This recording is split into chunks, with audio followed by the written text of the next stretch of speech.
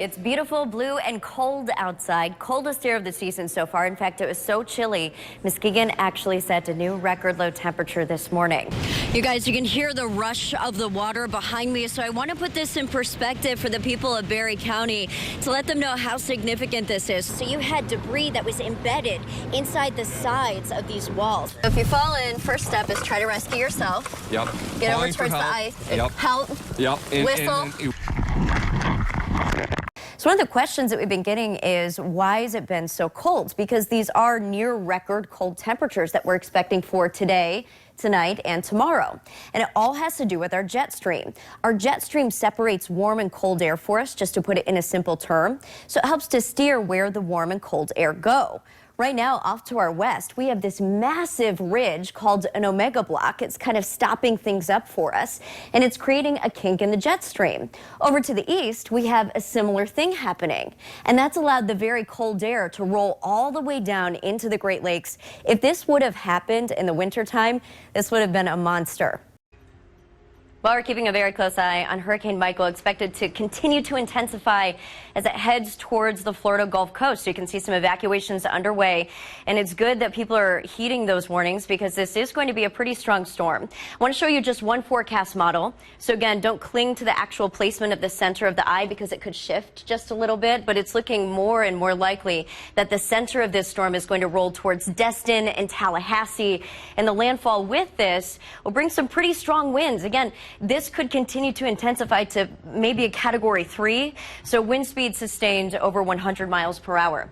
A lot of warnings in place for three key reasons. Not only are we worried about the winds, we're also worried about the surge and the rain. Surge could potentially be 8 to 12 feet for a good portion of the Florida Panhandle. And then again, on top of that, we have those winds. So this is when you could start to see the wind speeds. Tuesday evening, that's tropical storm force, so right around that 45 mile per hour range.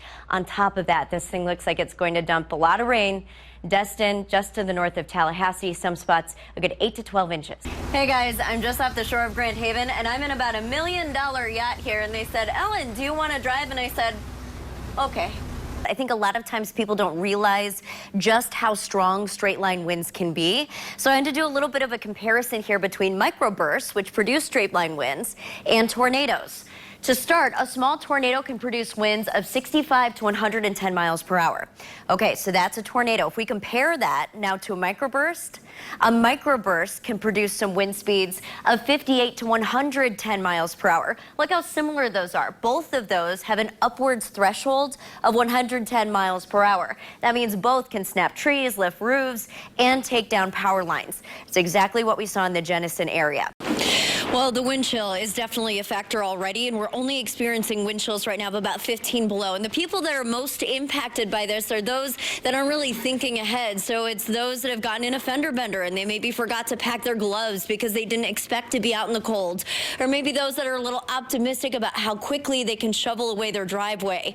You need to be very careful and cautious over the next few days because frostbite can happen in a matter of minutes. And at the very worst, you can get in a very bad situation very quickly on days like Wednesday. Here's your wind chill futurecast. It's already cold. By midnight tonight, we're going to be seeing some wind chills in the 20 below range, nearing 30 below in some spots like Fremont and Big Rapids.